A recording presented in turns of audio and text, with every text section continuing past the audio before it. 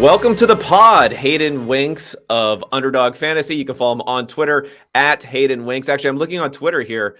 Not only are you a blue check, Elon worshiper, clearly, but Yes. also you guys have the special like little underdog thing next to that. I think that actually looks pretty cool, but I don't even know what the temperature is right now with everyone thinking about these things.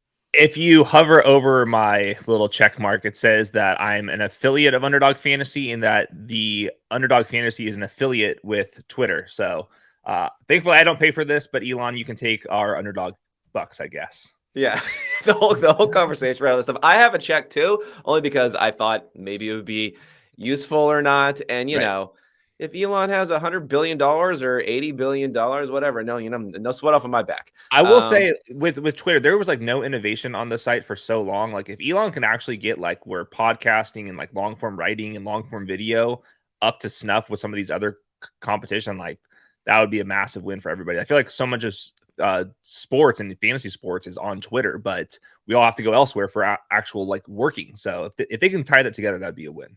Yeah, I mean, the problem I think is, and again, we're a little sidetracked early, but they'll stick to sports. I'm sure we'll get a few comments on that. But I do think there is like this natural resistance to anything changing. I mean, if we even look way back, whenever it was years ago, when it switched to 280 characters for 140, always people were like, 280 characters. Like now, does anyone care at all about the fact that we're not getting it slightly more compact? The other day, I sent out maybe one of the first of my tweets where it went longer. And the only reason I don't like doing it is because if it just displayed the whole thing, or if it displayed a lot of it, but now it doesn't display anything that goes beyond. And having to see that and click, it is a bit burdensome. Hopefully they change that and then maybe they give you a leeway to like 500 characters or something before you have to click the thing. But again, people were complaining about that. People were complaining about that. They're like, do a thread, don't do this. And I was like, no, I'm not getting into the thread game. Yeah, the thread game's too much. But yeah, I think that you're able to post long form videos on there now, which is brand new. So maybe that could be like a big game changer for the entire industry. Yeah, that's good. And I think generally, whatever, like philosophically, I'm for or I'm against kind of like advertising based incentives and all that sort of stuff. Now, this is like a drop in the bucket compared to what these platforms make on advertising. But you know, if anything can be worked in that direction, maybe we can get out of the enragement game. Although, you know, that's what most people are there for. So maybe not so much. All right, let's get into our secondary topic here. That was our first topic. I'm glad we got that out of the way. Secondary topic: this thing, the NFL draft happened not too long ago. Hopefully, people enjoyed that going in. Maybe first I'll ask, I guess there probably is no like Underdog physical headquarters here, but in the Underdog virtual headquarters, was there a lot of mourning going on post draft for the mocks that were just left laid waste to? Yes, I can say that correctly. Easy for me to say. Right after the first few picks of this draft.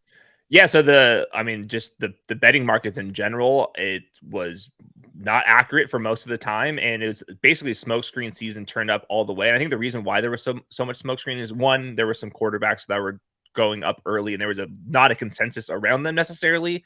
And more importantly, it looked like at one point it was just all the AFC South teams competing for the same guys, with the Texans, the Colts, and I think the Titans were actually involved with some trade talks up to the third overall pick. So I think what was happening was like the Texans were like trying to see if CJ Stroud would fall down their board so they can trade back up. Instead, they ended up trading way too much draft capital up for Will Anderson. But there was like a new kind of angle with all of this stuff. But at the end of the day, like that's why I like to watch some of these players, because like to me, when I plugged Will Levis into my models and when I actually was watching him, I was like, I don't see like a top 5 overall pick here. And with CJ Stroud, the opposite for me. He was dominant. My models were popping with him, and I thought his tape was pretty darn good too. So I wasn't necessarily buying the Will Levis over CJ Stroud steam. But at the end of the day, it all kind of works itself out. Yeah, it does work itself out. But I also think there is some interesting, maybe it's like too much of a thought exercise as opposed to just saying trust the NFL draft and what the actual draft selections are telling you. But it is interesting. Like, I do think there was some real smoke when it came to the Texans not wanting to take CJ Stroud with the second pick and it being a defender who they wanted to take, specifically Will Anderson. That we can believe, obviously, because we saw them have the choice there and they took that. And then the Colts thing with Levis, I love Jim Irsay because then you can get like maybe a little bit of a window into what's going on. You don't know if he's just like, on a bender or telling the truth Right. necessarily, but but he said, maybe we would have drafted Will Levis as he was there. And Mhm. he did say or trade back, but I think it's like still trading back with the intention of getting Will Levis. And he put out that tweet where I thought I hacked his account or something. And I was saying that we could take Will Double Levis in dip. the second round and Right. double up at quarterback. So Right. that seems like a pretty strong indication that at least they were high on Will Levis. The other things that wrecked people's mocks were there was information there. And it kind of hits to me too of like, okay, I want to be an absolutist on saying let's trust draft position and not trust our opinions, but we there is noise behind the scene that makes us think maybe we shouldn't be so much of an absolutist about it.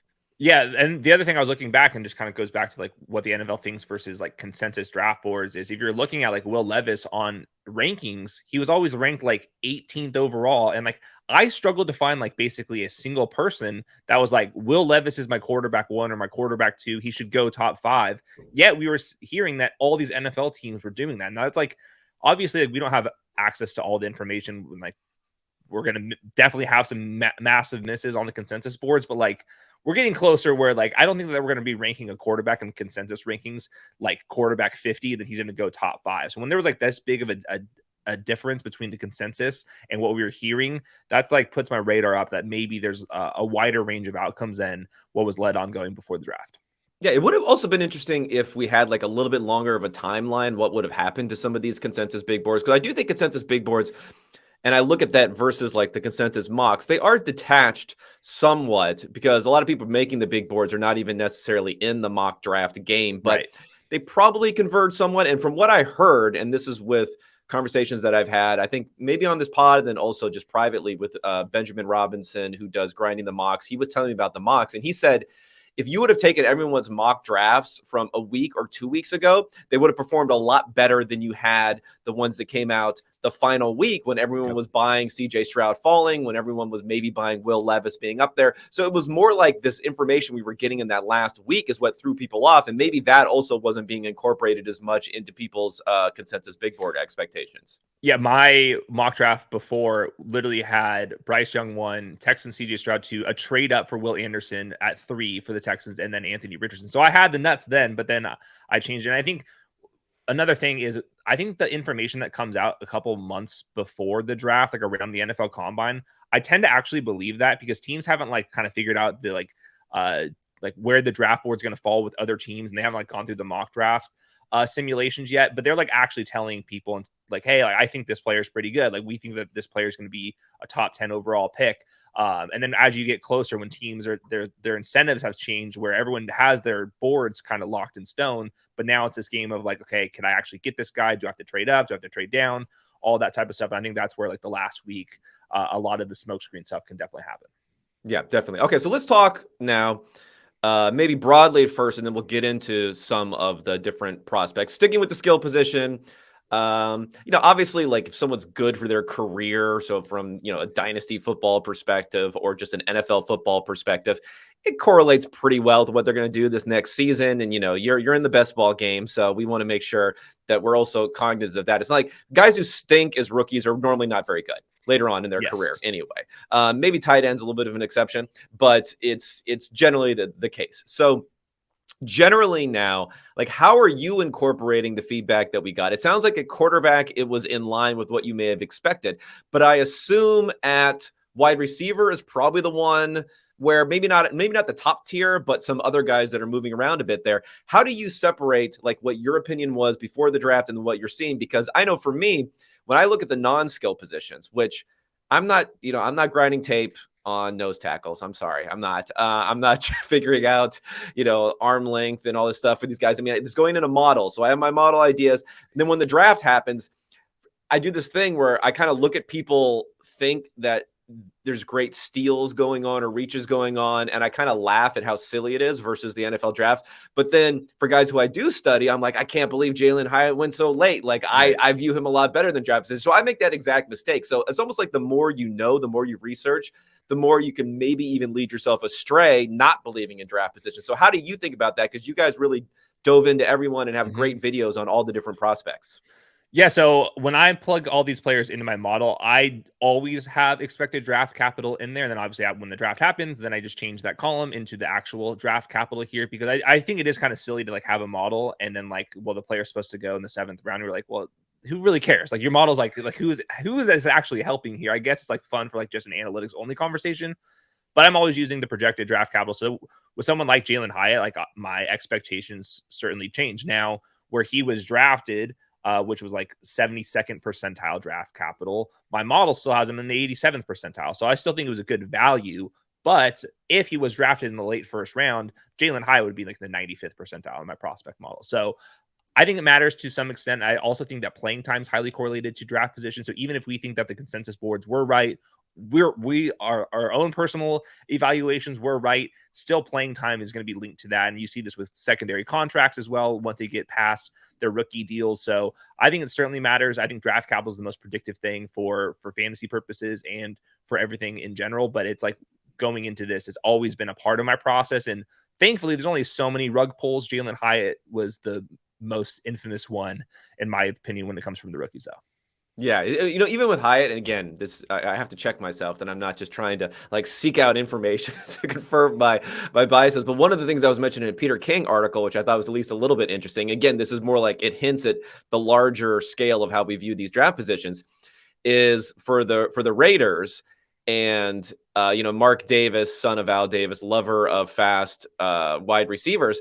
That it mentioned specifically in this article, and when they were talking to them, that it didn't get into great detail, but it seemed like for their 2nd and 3rd round picks, their 2nd round pick being Michael Mayer, who they took for tight end, that they said that Hyatt was higher on their board, but they did not have a need at wide receiver. So there's also, possibly things like that there are some guys can fall down because of the need based thing, even in a position like wide receiver, which seems a little bit strange because, everybody kind of needs a wide receiver, I feel like, in the NFL, but at least it's something to think about. Okay.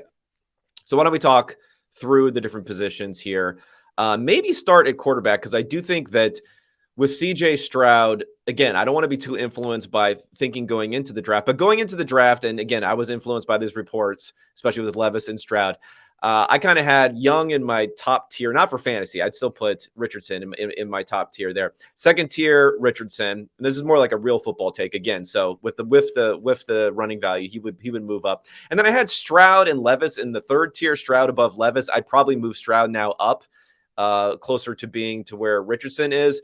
And then Hooker, we'll see. To be determined what'll end up happening there. They're even talking about Jared Goff extension. So it might be more of a backup type of role going on there. Did anything coming out of the draft really affect how you had these guys aligned? I think that the landing spots were actually pretty good for the top 3 quarterbacks, just based off of like, if you're comparing these offenses and coaching staffs versus what's typically at the top of the draft, I think it was kind of a win. Like starting with Bryce Young, I think that offensive line is pretty good. Obviously, I'm biased with Josh McCown being an underdog content creator, but I think that coaching staff universally is well. I like the disclaimers being thrown out here. Right, that's good to know. Especially with just when you're talking about just getting a quarterback ready. It's so much quarterback experience in that coaching staff. The wide receiver group for both CJ Stroud and Bryce Young are pretty poor.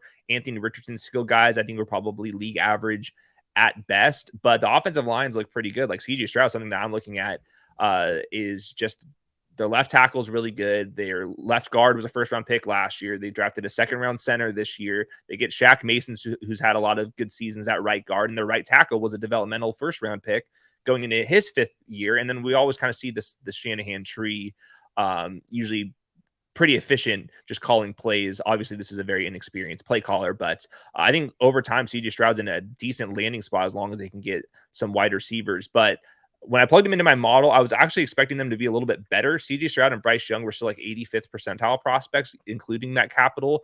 Bryce Young and CJ Stroud had good seasons. They did not have like Joe Burrow level seasons last year. And then obviously my model is like somewhat impacted by size, but once you get to like the complete right tail or left tail outcomes with Bryce Young size, I'm not sure if the model is like fully understanding the range of outcomes that can happen there. So I always like CJ Stroud first, but I thought it was CJ Stroud and Bryce Young with Anthony Richardson in there. And I think that any model is going to be underestimating Anthony Richardson's ability to possibly become like an outlier. Yeah, yeah. And we're talking about the level of their season in college. It's some sort of efficiency stat, I assume we're talking about here. Yes, I use EPA. There's like a couple different versions of it. Like there's EPA per play. I use passing EPA and rushing EPA. My model is like projecting fantasy points, but fantasy points and like real life points are like very similar. So it's not the only thing I use. I like to watch all these players, especially the quarterbacks, because someone like Anthony Richardson, like one of my theories I have is like accuracy can be solved. It can also not be solved. I think it really just comes down to what is your background. If you were like always a 5-star guy, your uncle was in the league and you've done all these quarterback drills and someone's been going through all this stuff, I think your accuracy at this point going into the pros is basically what it's going to be. But someone like Josh Allen, who grew up on a farm in the middle of California, went to Wyoming, was not necessarily around like the Palmer Academy or the Manning Academy or any other academy. All of a sudden, I think that his accuracy can improve. And Anthony Richardson was kind of on the same boat, throwing COVID, and he wasn't a starter there. I think there's a chance that his accuracy can get cleaned up. And I think that the coaching staff in Indy is like perfect for him. Obviously, Shane Steichen comes with Jalen Hurts, but even the quarterback coach was with Kyler Murray, and then previous to that was with Cam Newton. So I think they're going to have a plan there, and I like that the Colts are going to let Anthony Richardson get experience in year one, it sounds like, rather than sit.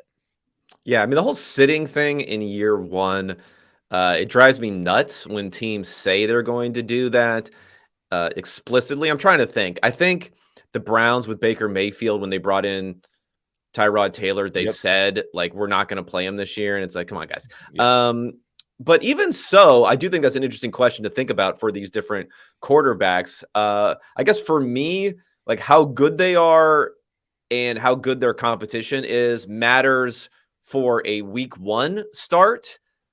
And obviously the draft capital that goes into them, but we're talking about a bunch of top 4 guys. So I don't know if there's that big of a differentiation. But then once the season starts, it's kind of like how good the team could potentially be with the backup quarterback. No matter how well the backup quarterback is playing or isn't playing, if he's not playing well and they're 4-1, people will invent some sort of excuse for why this guy is doing a great job leading the offense. Or if they're 1-4, he's gone and they're bringing in the rookie no matter what's happening here. So how do you assess those situations? Those are my parameters. Do you have different ideas for how you can look at it? No, I definitely think that wins is like a huge component of that. Obviously, the quality of backup quarterback. I think Gardner Minshew's like a solid backup quarterback, but I don't think Shane Steichen took this job trying to get Gardner Minshew a bunch of starts here. And they already said that they just want that he was contingent on that. He would not take the job unless he could have Gardner Minshew. He had so many opportunities, right? Yeah. So with Richardson, they already basically said that they want to use him, and I think it's the right move. I think for the team perspective, and like Will Levis would be the perfect example with the Titans, is you want to see if these rookie quarterbacks play immediately, because if they are a stone cold disaster, you want to learn that in year one, because you want to get the draft capital back up into the top 5. So if I'm the Titans, I'm calling the phone to the Falcons. Let's see what they can get for Ryan Tannehill. And I want to start Will Levis all 17 games. If he's good, awesome. You found a quarterback on a cheap rookie deal, especially his would be extremely cheap. And then if he's really bad, all of a sudden Will Levis just played yourself into the Caleb Williams sweepstakes.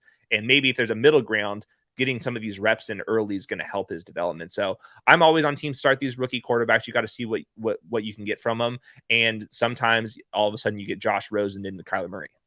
Yeah, I just don't know how much different teams, and especially we're talking about the Titans here. Although actually, I don't know if the Titans are any worse than anyone else, but think about things probabilistically, because while they should be thinking we're not a great playoff team this year. Let's say to make the playoffs. Let me just bring that. I was looking at the division first, but to make the playoffs here for the Titans, and I'm just looking at DraftKings now. Minus 280, no. Plus 235, yes. It looks like in the division, they're second in the division, but it's not saying a whole lot. It's the AFC South we're talking about, but a clear like drop from the Jags to where they are this year. But like so like a real, if I was in charge there, I'd say, okay, probably not our year. We want to play Will. We want to figure out who he is. We want to be in position to figure out who he is, because like next year we could be in position to draft another quarterback.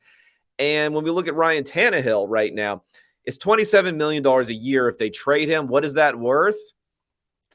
I don't know. Maybe they'll get something. I don't know. No guaranteed money. So like they'll take some dead money on this But that's deal. fine. They're not competing this year. Yeah, Doesn't yeah. really There's matter. nowhere to spend it, right? They're already in, right? You're not going to find a lot of great free agents right now. Anyway, you roll it over to next year. So I think even a release might actually be first. So maybe like if you can't really trade him for anything but a 6th or 7th round pick, maybe holding him for a while and just getting some idea of who Will Levis is before you just go ahead and pull the plug and cut him. But to me, that makes a ton of sense. And then I start thinking about, okay, if that makes a ton of sense, like let's start looking at, Will Levis rookie of the year odds or just weird things like that, or betting unders on how well Tennessee's going to do this year, because Tannehill, for whatever you say about him, like his median outcome's a lot better than a Will Levis sort of outcome. Am I going in the right direction there, do you think? I completely agree with everything you said. And I think that the Titans are a perfect example. It's a first year GM. So I think he has a long lease. I think he signed like a 6-year contract, which I do like, long time horizons for GMs. So they can actually make the correct moves. And then Mike Vrabel, I don't think, even if they have the worst season, they finish 3-14, Mike Vrabel's not going anywhere. He's universally viewed as one of the better coaches in the league. He's had a lot of success. I think carried a lot of rosters beyond what their talent would indicate. So I think even Mike Vrabel can look at the situation and be like, look, this roster's not in great shape right now. If we have to go get Caleb Williams and tank this season, I think that Mike Vrabel's his hot seat is definitely pretty cold relative to some other coaches. So I think the Titans would be the perfect team to do this. And maybe Mike Vrabel and Rand Carthon are forward thinking enough and have a long time horizon here to actually play this through. But I would love to see Ryan Tannehill with the Falcons. That's kind of maybe a fantasy take because Drake London and Kyle Pitts are tied to Desmond Ridder, who's maybe promising, but is also at the same time a 3rd round pick. And the Falcons chose multiple other players before they took Desmond Ridder. So we'll see. Yeah, I personally want to see Ryan Tannehill to the Falcons so I can get frustrated and tilted and yell at people when they say Bijan has made them so much better because Tannehill's in there being efficient and making the team better, a la Derrick Henry. Although Derrick Henry's a stud, don't get me wrong. I'm with you. I'm even thinking more. Now I'm probably going way too far. I'm being overconfident here, but also, when it comes to Vrabel, right, he just won, and I wouldn't even say it's much of a power struggle. It just sounded like a straight up first-round knockout of John Robinson. Right. He was gone just in December. And I think when a coach who has so much like kind of strength within the organization, head coach of the year, respected guy, Super Bowl champion as a player, all that sort of stuff, when he's there and they select a GM, I kind of think that GM is the rank ordering of who's in charge makes a lot of sense. So it would shock me if he wasn't like down with Will Levis basically as the pick and down with making this, transition away from Ryan Tannehill. And if that's the case, again, that would like give even more substance to the case of let's go ahead and make this transition now. There were some reports that Vrabel was calling teams about Ryan Tannehill, and I'm not sure if he got a bunch of feedback from that he was actually hearing, but it's true. They could hold Ryan Tannehill out a little bit, see if there's an injury that suddenly happens where a team has to go trade for him or something like that. But I can see even a downright release for him. And I think it'd be good for the team, flush it out. And for us, like, I've seen Ryan Tannehill with the Titans plenty of times. I don't get juiced up when they throw up that AFC South matchup on Thursday Night Football. If it's Will Levis, I'd like to see the chaos. I mean, Levis can move a little bit too. I feel like he's not exactly, a pocket sloth, as Evan Silva would like to say about him. You don't get juiced up when Tannehill does the finger roll celebration after he steals a touchdown from Derrick Henry on the goal line. I guess it just depends how much Derrick Henry you have, if you're rooting for that or not, because the slates can definitely flip on your head depending on a couple touchdowns. Okay. So let's. Is there any way that Bryce Young would not be starting week 1? And when it comes to Young, the receiver situation is pretty bad. DJ Chark could be okay. Adam Thielen, it's like, who knows what's going on. That was a big contract for Thielen.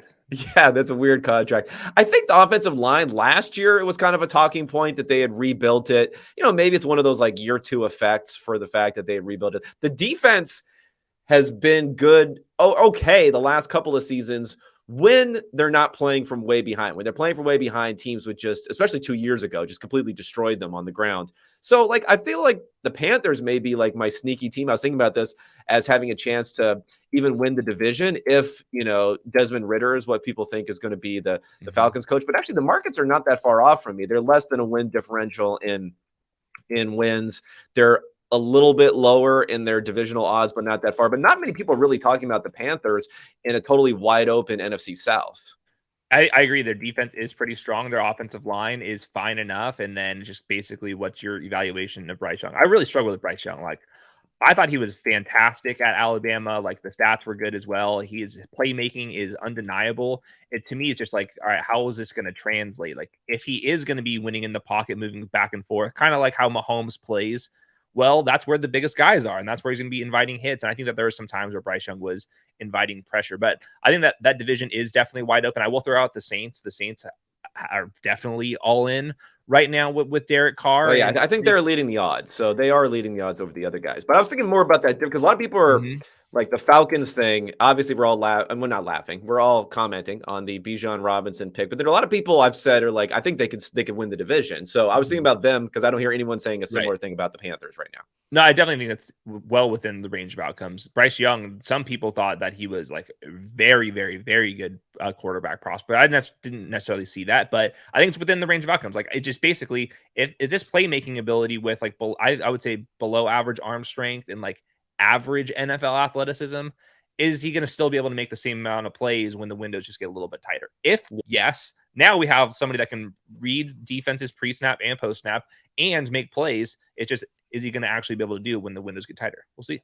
Yeah. I think the problem with these tiny guys is like we flip all the way around from saying you can't be a short quarterback, and then we had Baker have rookie success and Kyler have some early success, and it was like, oh, height doesn't matter, and now they're not like at the peak of their perception, so now height matters. Yeah. And like obviously it matters. Like it's being tall and being a quarterback, it matters. Don't give me your batted passes stats and try to tell me that. I hate the batted passes because like that's not what this is actually about. Like if a quarterback's dropping back super far and he's late on reads and can't throw the ball far enough, then that's when the quarterback height matters. We're defying all laws of physics. Like the hand being higher in the air is not actually better at throwing it over tall people. That's what people are trying to tell me here. Thanks, guys. I love when we go back to stats where we're like cherry picking a sample size of what? There's 4 batted passes versus 3. Like, I mean, come on. Yeah, they'll be like Justin Herbert is actually that's because he's very, very tall and he thinks he's going to he can see over the guys and try to throw it over it. But what I talk about is something that's really interesting that I think from the Panthers perspective. I'm assuming they were all on board with Bryce Young, but I think this is one of the dumber things when they claim, and I've seen multiple teams do this, that they go through like the entire process and then 2 weeks before the draft, they get together to say, okay, we never talked to each other about who we like. Like, imagine if they didn't like the same people. It'd be fucking chaos, right? I'm guessing that the coaching staff liked CJ Stroud and Bryce Young. I think everyone did. And I think that the ownership in general, and maybe even the general manager comes from a baseball background, probably really loved this S2 test. They're kind of used to this stuff. And then at the end of the day, the coaching staff was like, we'll take Bryce Young. We're okay with that. But I wouldn't be surprised if they actually liked CJ Stroud more, but I think that it was just a 1A, 1B situation. Then ownership just felt more comfortable with Bryce. Yeah. Team, stop doing this. Stop doing this nonsense where you wait until the very end to say something. Because even Fritterer, when he was talking about it, he was saying he said something about like dropping hints potentially. Can you imagine? Like they're not talking to each other and they're watching CJ Stroud tape, and Fitterer's like, "Oh my God, this guy stinks." But we're not telling opinions yet. And then they're watching Bryce Young, and he's just like getting up and applauding every single play. He's like, "But we're not going to discuss this until a week before the draft." How does your human instinct just not get curious about this? Like, I couldn't even imagine even just like talking to Josh Norris. Like, I need to know his player takes immediately. If I had everything on the line, I would be talking about this stuff. You see this all the time where like the coaches like don't know like how the rehabs are going for their star players. Like, oh, I haven't talked to him in a couple months. Like, if I was like coaching Kyler Murray or whoever it is, like I feel like I would be getting injury updates, rehab updates like every single day. It's like basically your whole livelihood is attached to some of these players, but they do a very good job of like segmenting this thing out. Maybe it's actually good for their mental health. Maybe. I mean, I can see ownership, right? Like Because all that matters at the end of the day, when you have these power struggles, is whoever is the closest to ownership at the end. So maybe that's someone you don't want to go against. But as long as you're not a dick about it, like I don't see how that can really hurt what's going on here.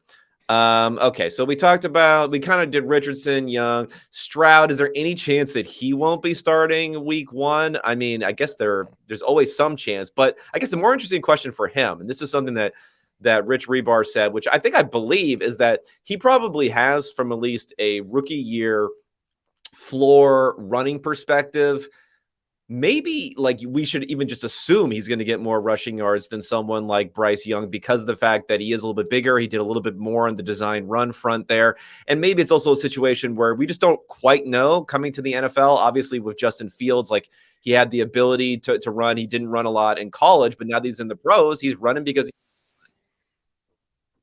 Yeah, I think with Stroud, it's the Ohio State wide receivers were always open, and Stroud set him up for success and could throw the ball all over the field. So there was no reason to scramble necessarily until you face Georgia, and then all of a sudden there's pressure in your face and you have to run a little bit. I think CJ Stroud's going to definitely run a lot more in the pros than he did. I think that he has good enough athleticism. He's not like a freak athlete by any means. But Bryce Young, even when he's running around and scrambling, his eyes are always up looking to pass. Like that's like very evident. There was multiple plays where he could have scrambled for a first down, but instead he's throwing the ball 25, 30 yards downfield, which I think there are some pros and cons to both of those profiles. But I think that CJ Stroud, there's also a higher chance that like in the quarterback sneak game, short yardage, red zone, like you're not going to see Bryce Young doing the Jalen Hurts stuff. I would be pretty surprised if we're seeing some of that stuff. I do think that CJ Stroud is big enough and he has the frame to put on even some more weight there. And I think another part of this is just like, how good is your defense? How good are your wide receivers? Like if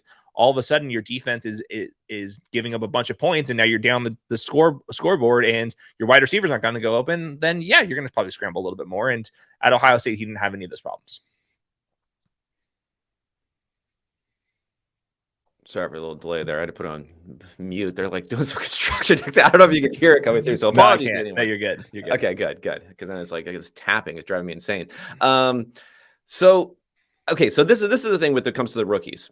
I remember a couple years ago, I thought I was some sort of genius for like pre-draft in best ball, getting a bunch of Trey Lance and Justin Fields, and then they went up a bunch afterwards. Mm-hmm. Now, have we been scared off of these guys, even when they can potentially run or not? Like, well, what are you thinking? What are you thinking is the proper play here when we're looking at this season? Because we already talked about like when they will start. And I think that's important. Obviously, that was a major blow up when it came to Trey Lance and even to a degree Justin Fields there. But beyond that, is there any like disconnect you think there? Are we overreacting to what just happened or not enough? So with Anthony Richardson, he's going to go first. He already is among the rookie quarterbacks on Underdog. So he opened up as like the quarterback 18.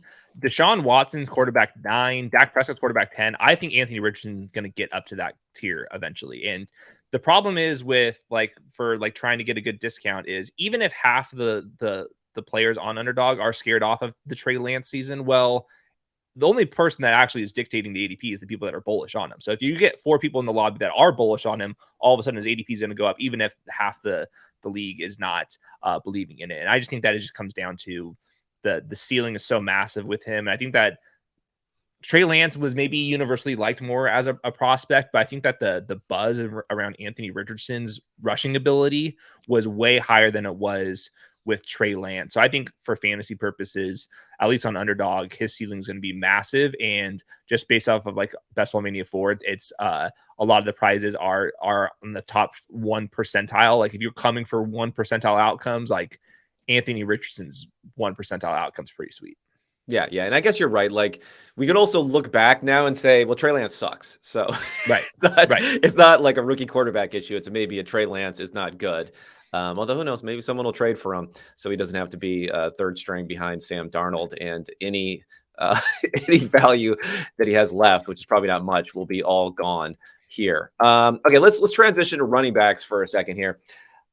It's just bad. Like we kind of knew going into the draft, it was going to be a little bit ugly for anyone outside of the top 2 as far as what like the path was towards relevance and value this year. What is your take on how to figure this out? Because when it comes to landing spots, obviously there's a few different things. Like, do we want to say this is a good, like we're concentrating on the total focus of the offense, and maybe like Mhm. if everything goes right situationally, what they can be? Or do we want to focus on it's easier to get to a starting role and kind of discount the offensive things? Those are always the two things I'm trying to weigh against each other, because I think it's easier to think about the second thing and say, oh, you went to Miami, which Miami could be a good backfield anyway. So like you could potentially be the RB1 there, but then again, like what is the RB1 at 180 pounds in that Right. offense that probably is going to want to use multiple backs? That we'll see where it is as far as being able to score touchdowns on the ground, but maybe not that high. So maybe it's just not even worth going through that exercise. How do you think about those two macro things? So I think that the player role and just I think I used weight a ton, probably more Mm-hmm. than most people do. I think that that is a huge component of your range of outcomes. It's just like, all right, is Jahmyr Gibbs ever going to have a season like Derrick Henry? Probably not. It's just like his body can't handle 350 touches, most likely. And then the secondary part is obviously landing spot. I think that the running backs, the landing spot's more key than it is even at like wide receiver or tight end, because the offense is going to dictate in the depth chart. If there's an injury, is this player going to be able to step in and have a big role? So Bijan Robinson was always going to be a first round running back. It didn't really matter the landing spot just because his profile was so strong and he can handle a massive workload. Jahmyr Gibbs was interesting because he went earlier than everyone was expecting. And of the players that get drafted that high, typically they're very heavy bell cow backed. Jahmyr Gibbs isn't. But at the same time, the Lions are a much better offense than teams typically are when they have a top 12 pick. So with Jahmyr Gibbs, they've used this role before. DeAndre Swift has had some decent RB2 years, and they hated DeAndre Swift. So I think that Jahmyr Gibbs landing spot's super interesting, because if you don't include weight, your projections for Jahmyr Gibbs are going to be way too bullish, in my opinion. Like, he shouldn't be in the same bucket as like what Saquon Barkley, even Bijan Robinson were, just because of the draft capital, because I don't think that he has the body type to handle that. And they're already talking about his versatility. He's going to play in the slot, not wide, and which is all just nonsense He's a stuff. weapon. He's a weapon. Yeah. He's a weapon, not a running back. Two running backs on the same field. I'm sure we're going to hear about that on Yes. the Arjun had that great stat about running back targets in the slot or out wide, and like the success rate and EPA are like below average. So it's like, what are we even doing? First of all, it doesn't happen. And then secondly, even when it does happen, it hasn't been effective. And I think Tariq Cohen may have been the only guy who kind of hybrided it a little bit. Yeah. And there's a selection bias with that. Like, Christian McCaffrey is one of the people that is doing that, and he's very good at it. So yeah, it's a lot to ask for. Jahmyr Gibbs, I think, is probably going to be a running back too. The player that really just tilted me was Zach Charbonnet, because he was one of these players who I thought his tape was pretty solid, nothing too groundbreaking. But what was special about his profile is he was very comfortable in passing situations, and he's a big back. So he was used in short yardage and comfortable in passing situations. I thought that he had a chance to be a fantasy bell cow and really go crazy. And then there was people that didn't think that he was very good. He was too slow, blah, blah, blah. And we get the draft capital that I wanted with Zach Charbonnet. So I was proven right just for him to go behind Ken Walker, who I also like. So that was super tilting. But even Charbonnet is going to be like the consensus RB3 in this class, because I think the rest of the class is like too small, too like filtered down to like a specific role. And I don't think that any of their landing spots were too great either. Yeah. I mean, it's interesting when it comes to Gibbs, because I think I'm with you that you just don't really know what the upside is going to be. Is there any way to factor in, though, that they hate DeAndre Swift so much that they'll just force touches to Gibbs so that he looks relatively good? Right. I mean, yeah, Swift is someone who put up like 70 targets a couple of different seasons. They're like, you know what? We got to get to at least 80 targets so it looks like he's better than DeAndre Swift, because we hate that guy. Yeah, I think there is something to that. I think the draft capital would just show that. But what's interesting with the DeAndre Swift seasons, though, is DeAndre Swift was never competing with David Montgomery, who signed an $18 million contract. And David Montgomery compared to Jamal Williams, I think it's like the easy thing to do is like, all right, David Montgomery is Jamal Williams, Jahmyr Gibbs is DeAndre Swift, but the coaching staff likes both of these running backs more than with those. The problem is DeAndre Swift could run laps around Jamal Williams, who I love, on passing down. So there's going to be this kind of give and take. And then obviously with Amon-Ra St. Brown, some of the peak DeAndre Swift seasons, it was before Amon-Ra St. Brown was going to be getting 150 plus targets. Jameson Williams, there's still some upside there as well. They just drafted a tight end. Who knows? I think Jahmyr Gibbs is going to be fine. I can definitely see some people get really steamed on Jahmyr Gibbs because the fast running backs typically get very buzzy, and I'm always on team wait. Give me the James Conner types who are going to be out there, because efficiency really doesn't move the needle all that much for fantasy purposes, aside from touchdowns. Like your yards per carry is like, even if you take it down a full yard over the season, like we're talking about the difference of like 12 fantasy points. So really, to me, it's just like touches, and in particular, inside the 5-yard line touches, and then some passing down situations. Yeah. I know. I mean, I like Jamal Williams too. He's fun post-game interviews, good little clips, Hard Knocks, whatever. Like any of the David Montgomery seasons, let alone the 2020 season where he really stood out, are kind of not even within his range of outcomes. Like it could never happen with Jamal Williams to be able to do that no matter what situation he was in. So like clearly it's a different type of back.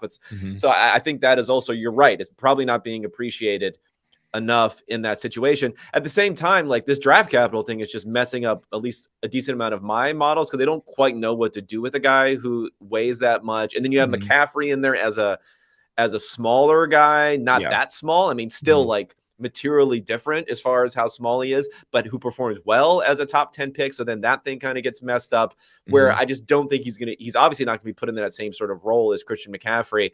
I mean, I'm kind of here to fade him, but I think it'll be fun to watch and maybe a better NFL kind of value than some people think. Yeah, and the other thing about some of these running backs, and I had a couple that I was comping to Jahmyr Gibbs based off of just like where they're selected, like Reggie Bush, Christian McCaffrey, Cadillac Williams, Darren McFadden, CJ Spiller. These were like the top 12 overall draft picks at the running back spot that were small. I put it at under 210 pounds. Jahmyr Gibbs is now 199 pounds. So there's a pretty big difference. And like, I was shocked. Why didn't he just like chug some water so we can at least get 200? Right? I know. On the flip side, like Darren McFadden does not look like 210 pounds to me at all. So I was like shocked that he was even in this data set. Well, it's because he's tall. He was, he ran very straight up. Yeah. Right. But the difference between like Christian McCaffrey and Reggie Bush is they touched the ball 350 times in college. They were universally like Heisman candidates. Jahmyr Gibbs was very explosive, but he was a committee back in college. Like he didn't get short yardage opportunities. Christian McCaffrey in that Stanford offense, it was almost scary how much touches that they would get. So I think that part of my profile is just that Jahmyr Gibbs was a committee back in college, and a lot of these smaller backs that become committee backs in the NFL were bell cows in college. So I think that's part of the I would say the downside case with Jahmyr Gibbs is if he gets the ball 300 times, that would be very unprecedented, because the small running backs typically were getting 300 touches in college, and Jahmyr Gibbs, that was just never the case. Yeah, I mean, even for Reggie Bush, I don't know, like it's a while ago. So it's 2006, but it was my impression. I'm looking back at the stats, and maybe it was like too much of a focus on what he was doing rushing the ball, but it was my impression also that when he came out, like he was good, but it wasn't necessarily what we thought it could have been. Also, I mean, 155 attempts for 565 yards, 3.6 yards per carry, 3.7 yards per carry, 3.8. So he just was not efficient running the ball initially.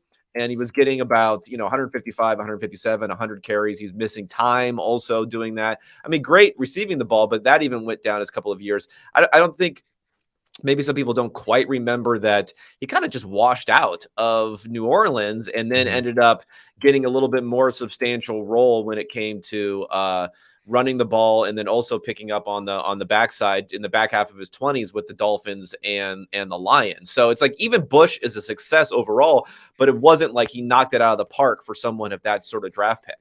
I do like the Reggie Bush comp for Jahmyr Gibbs. I think that's going to be the kind of role that he's going to have in the NFL. Obviously, Reggie Bush was much better in college than Jahmyr Gibbs. I feel almost insulted as a USC guy to compare them. Bush push. I remember watching all those. Oh, yeah. That was heartbreaking. Was it him who fumbled, or was it Lendell White who fumbled in the Texas game? I can't remember. I think it was Lendell. Vince Young was so good in that game. Anyway, no, wait, didn't Reggie Bush like try to lateral it to somebody? Oh, it was a lateral. Yes, it was the lateral. Yeah, the so lateral was nuts.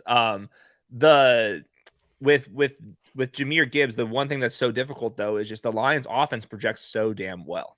And I love that offensive coordinator. The offensive line's good. Jared Goff's is some of his parts quarterback, and the parts are pretty good right now. So I think he's gonna be very efficient. I think he's gonna be stuck in kind of RB2 land, but that's pretty good. There's going to be some landing spots with Jahmyr Gibbs where I was going to be like completely out, because I was like, okay, he might be a committee guy on a bad team, especially in half PPR where Underdog is. It's going to be hard to do the math. And like on the flip side, like Devin A-Chain, I thought it was like the perfect landing spot for him as well, just because he was always going to be a committee guy because he's 180 pounds soaking wet. He's a track guy. But if there was one landing spot, it would be the Miami Dolphins, who did not have a lot of draft capital. They went out of their way to get a running back. Both Raheem Mostert, who was actually my comp for Devon A-Chain, and Jeff Wilson aren't paid very well. So even if Devon A-Chain's only going to get 150 to 200 touches, this offense is going to be pretty sweet. His efficiency is going to be awesome. So he's not ever going to be a top 15 running back, I don't think, but there will be some spiked weeks as like an RB3 for Devon A-Chain. And if A-Chain goes to like the Rams or something like that, I'm not sure if we necessarily get his kind of RB3 status. I'm going to talk about A-Chain in a second. I'm sure I don't even know how to pronounce his name. Is that A-Chain? I've heard A-Chain. They pronounce it a different ways. The official guide says A-Chain. Okay. So we'll talk about A-Chain in a second, because that may differ a little bit on that team, just from a kind of a larger offensive standpoint. But one other thing I'll say about the landing spot when it comes to Detroit is, yeah, I think Goff is good as far as like a dump off type of guy. You can get into the end zone. They'll do some creative things. I do wonder somewhat whether like Amon-Ra St. Brown, not that they're cannibalizing each other, but like, can you get a running back? Do you even want a running back with 100 targets if it means you might be losing like 15, 20 targets going to Amon-Ra St. Brown instead? I mean, they would put Amon-Ra St. Brown like literally in the backfield on some reps. So yeah, and I think that Sam Laporta is going to be kind of an underneath yard after the catch type of tight end. He's not like some big seam stretcher or like inline guy. He's kind of a finesse guy that I think there's going to be check downs on the flats. So I think that is one concern with the Lions. If they don't get Jameson Williams back and healthy, he's a complete question mark. I loved him as a prospect, but at this point, it's like, okay, what are we exactly doing here? There could be a little something with the Lions where it's too much finesse, check down on all that type of stuff. So we'll see. I think that they'll be fine. Like, I'm just looking at this. My expected half PPR points for the running back position, the Lions as a team last year were first, tied with the Chargers. So there's definitely room for both Montgomery and Gibbs to get there. I mean, Jamal Williams and DeAndre Swift last year were both top 22 fantasy running backs in half PPR. Yeah. Okay. So, yeah, well, I think I'm with you, though, is probably being a little bit lower on Gibbs coming out than others. Okay, so talk about A-Chain for a second. The one thing I worry about with Miami, and I guess when you're talking about a guy who is 188 pounds, I mean, I just immediately think like receiving and then maybe explosive play ability because of his speed will be like the two things you can lean on there. Do we think this offense is going to pass the running backs a lot, though? I mean, I'm looking here from last year. We have 42 targets for Mostert. It was not, not a great pass catch or anything. 24 more for Wilson. The fullback gets involved. You got to get that damn fullback in there for the Shanahan offenses. So he's in there. Do we just maybe there just won't be a lot of targets? And that kind of worries me a little bit, I think.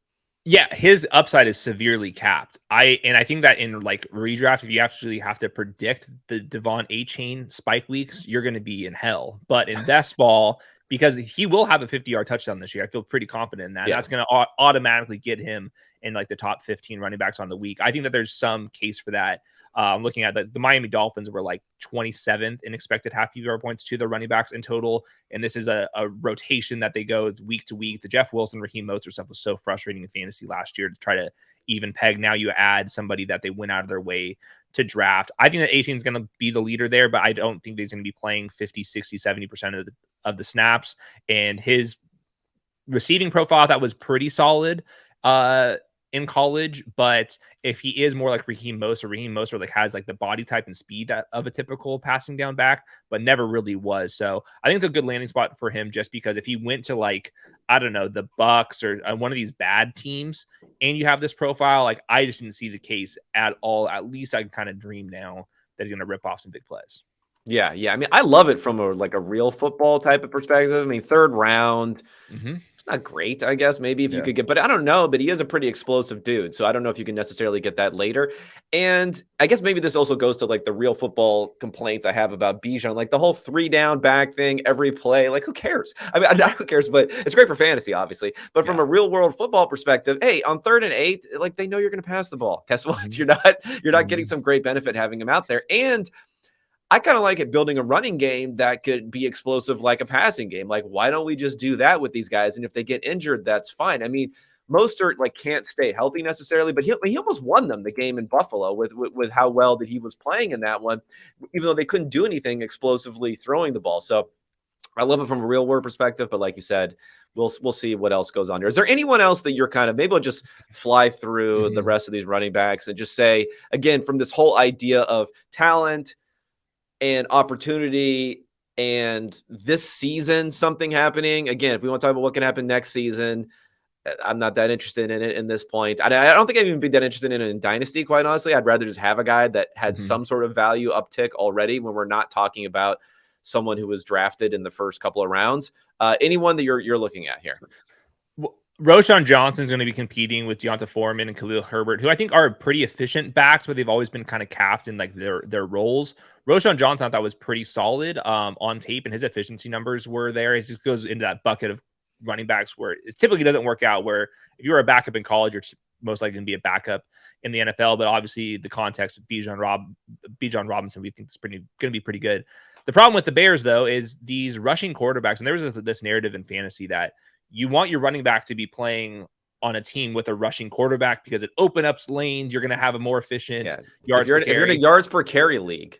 Yes, but that's the problem. That's what you want. Even if you add a full yard per carry more throughout the entire season, you're getting 12 points. Well, you're going to easily lose 12 points because, one, you're not going to get the goal line opportunities.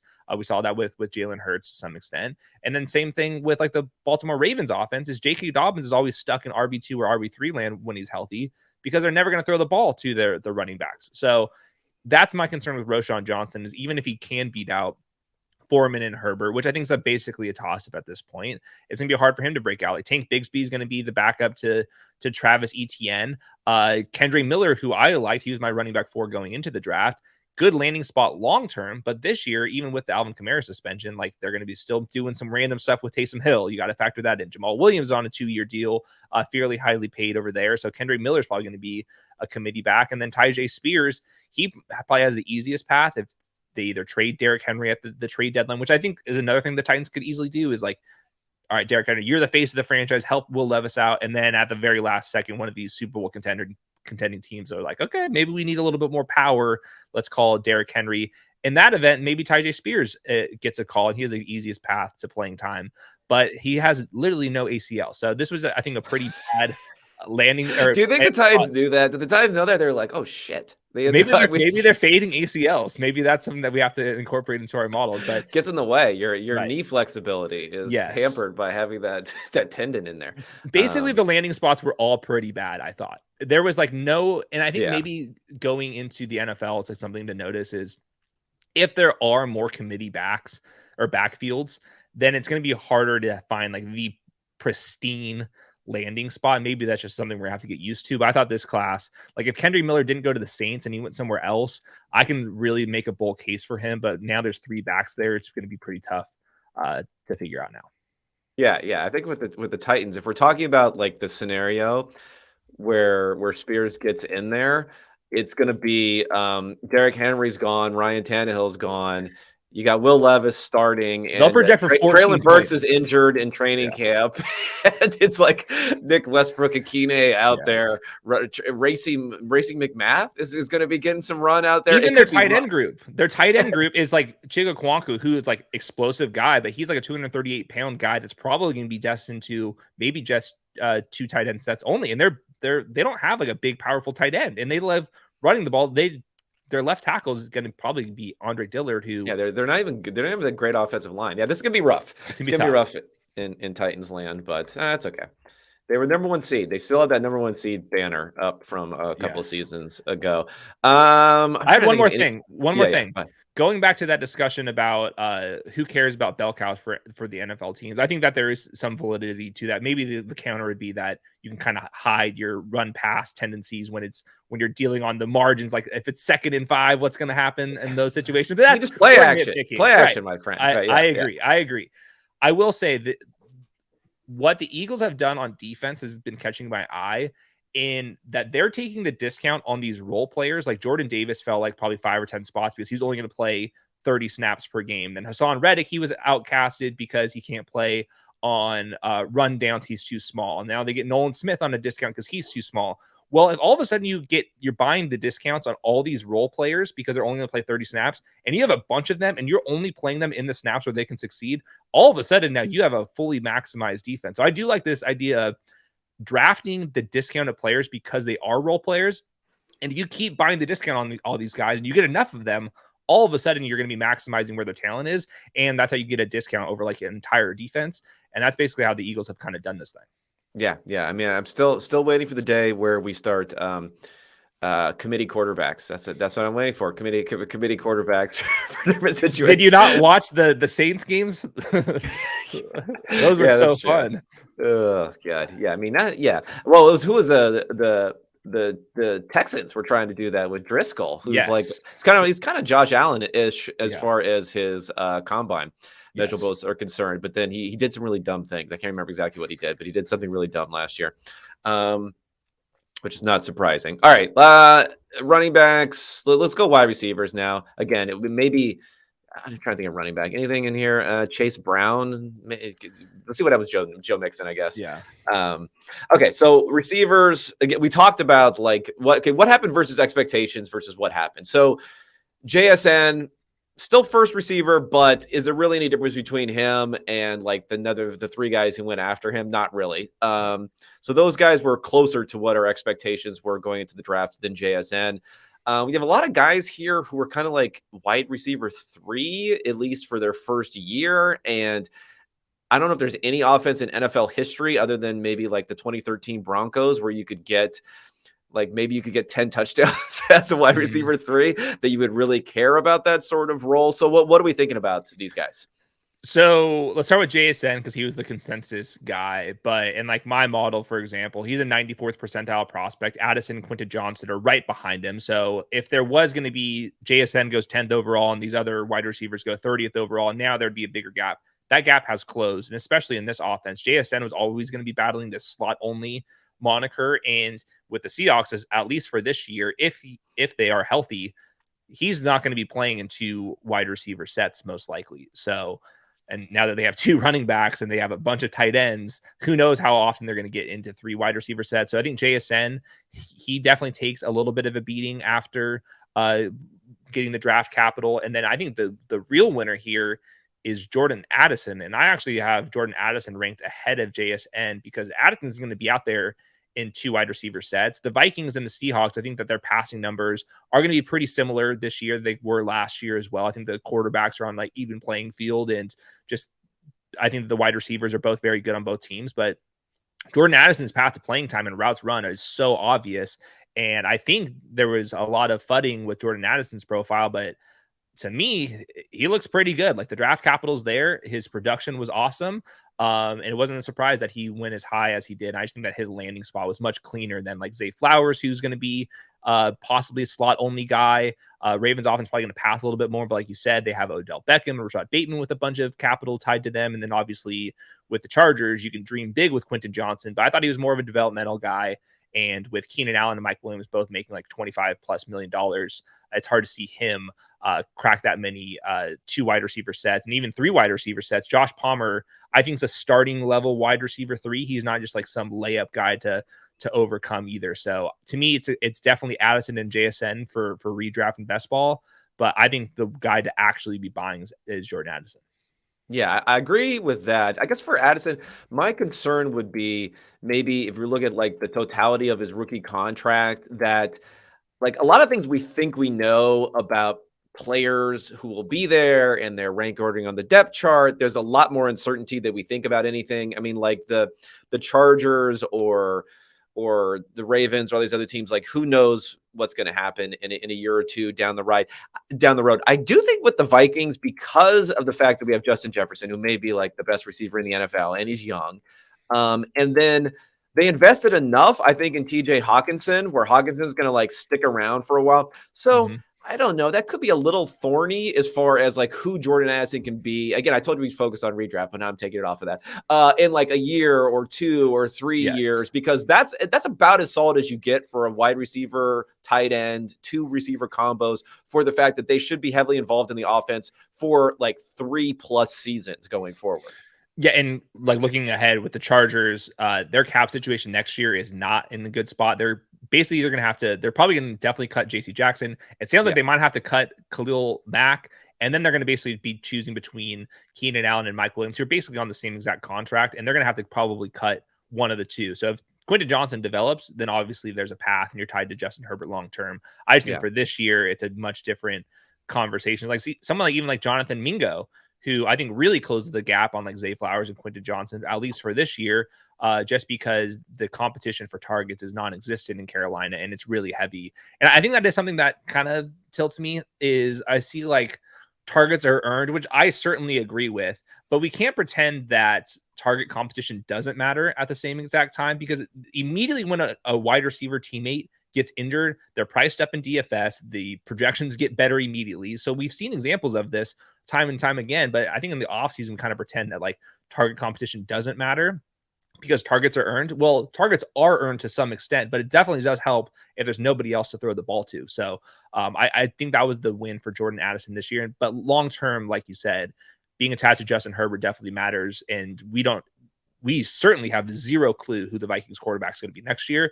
And if they're good again this year, not as good, they're going to be picking in the 15 to 25 range. And what quarterback are you going to get at that point?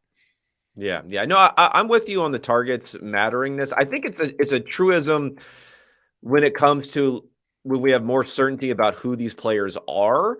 The thing is with rookies, right? I mean, Justin Jefferson barely played like his first few weeks of the season.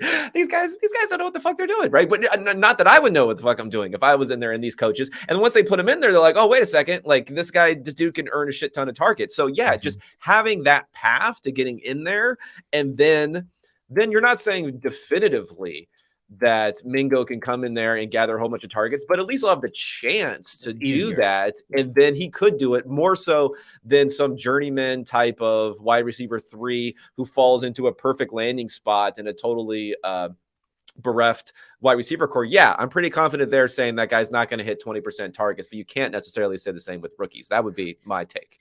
Yeah, I agree with that. Jonathan Mingo is fascinating because he was a like late riser to us, at least from the outside perspective. And if you plug his stuff into any model, it's going to come out really bad. He was not a target earner in college necessarily, but there were some context things like in his junior season, which I think is probably the most important season for any prospect, especially a wide receiver, is he breaks his foot like week 3 or week 4. In the 3 games before that, he was on track to be an absolute monster. Then he basically can't declare early at that point because of the broken foot. And then last year, the quarterback kept missing him. So he's really interesting because like in a class with a bunch of guys that are like slot only type of players or outside wide receivers with size concerns, Jonathan Mingo is like really athletic and really big, and the target competition doesn't matter or isn't as high over there. So I think he's a fascinating guy because it really is like the tape is going to dictate a lot of this because the draft capital is contradictory to the production scores. And all of a sudden now we're going to be in a battle with what should we be weighing, his tape, the draft capital, the target competition, or just the production profile. And I think a lot of like the deep dynasty Twitter isn't going to like Jonathan Mingo. I think there's going to be a facet of people that are going to be buying the buzz. And I think that he's going to be a guy that gets very buzzy once we get into training camp. Yeah, I mean, it's interesting. You know, I'm not a tape connoisseur. I stick more in the just bomb sort of range there. So like he was making big plays. I don't know if I was impressed by how he looked out there. Maybe it was like despite the fact that he may not necessarily like look the most smooth or coordinated, but he's fast and he's 220 pounds. So that helps make big plays. And, 17 yards per reception, basically, like it is a big play guy. He is also interesting because he might be a big slot. And I think big slot is like music to my ears for fantasy purposes. I like when outside receivers play in the slot. I think there's some efficiency because targets over the middle of the field are just more efficient in general. And if there's a check down or like a blitz is coming, they just throw the ball to the slot receiver. I don't like when you're only a slot receiver and you're not playing into a wide receiver sets. I think there's a chance that Jonathan Mingo is playing into wide receiver sets, but also in 3 wide receiver sets, he kicks inside because Adam Thielen and DJ Chark historically have been outside receivers. So that's like, to me, it's like the perfect situation. Chris Godwin's like kind of like the prototype for this, where he's a big slot in 2 wide receiver sets. He's obviously still playing, but in 3 wide receiver sets, he kicks inside, and that's how you can get the big target number. So there could be a little of upside with Jonathan Mingo's profile there as well. Yeah, it'll be interesting. I mean, Thielen will be out there. He's like when you you put Mark Sanchez out there, he just like takes up a receiver and then scores a touchdown every now and again. Yes. So that'll be a good role for him. You got any takes on Jayden Reed? Because I remember looking at this guy and I was thinking he could be interesting as like a special teams guy who has an elevated role. And I guess he looks smaller when I watched him than he actually is, like by the numbers. But I was surprised that he went as early as he did. I think everyone was probably somewhat surprised, even though people liked him a lot. I have this weird thing where if I'm probably different than others, where if I'm high on someone and they go too early, I'm actually kind of discouraged by that in a way, because I'm like, I don't know about this. Well, what did you think? What do you think about the fact that he went so early? Because 50, that is early. It is definitely early. This year, Josh and I, instead of trying to like profile 50 plus players, we were like, all right, let's focus in on 25 players that we think are actually going to matter and like really get to know these players. I think it just makes for better content. To the fact that we didn't get to Jayden Reed because we didn't think that he was going to be part of this conversation. Yeah. So I haven't watched. Yeah. I have not watched Jayden Reed. So I'll just tell you what the model thinks. Just Bombs was pretty fun. It was fun. But again, he looks small. He looks a lot smaller than, what is he? 187 pounds. Like I just assumed. I mean, that's like big nowadays for wide receiver. It is. The problems though, he's 23 years old and his adjusted athleticism, which I account for weight, and I only look at the stats that the combine metrics that actually correlate for the position. So I have a model for each position, because like the 3 cone for a slot receiver matters a lot more than like what it would for like a defensive tackle, for example. So I put more of the weights that actually kind of translate to the position. And Jayden Reed, he was a 28th percentile adjusted spark athlete. And then his production profile, which accounts for age and your team and stuff, it was in the 7th percentile. So I was stunned by this selection. At the same time, though, is there are tape grinders that thought Jayden Reed was always open and he's a good route runner, and the quarterback kept missing him. So we'll find out. He did not come out too high in my model. I'm guessing your model would share the same kind of concerns with Jayden Reed. He's definitely much lower than what his draft capital suggests. Yeah. It's down a bit more. You mentioned obviously not an early declare by any stretch here.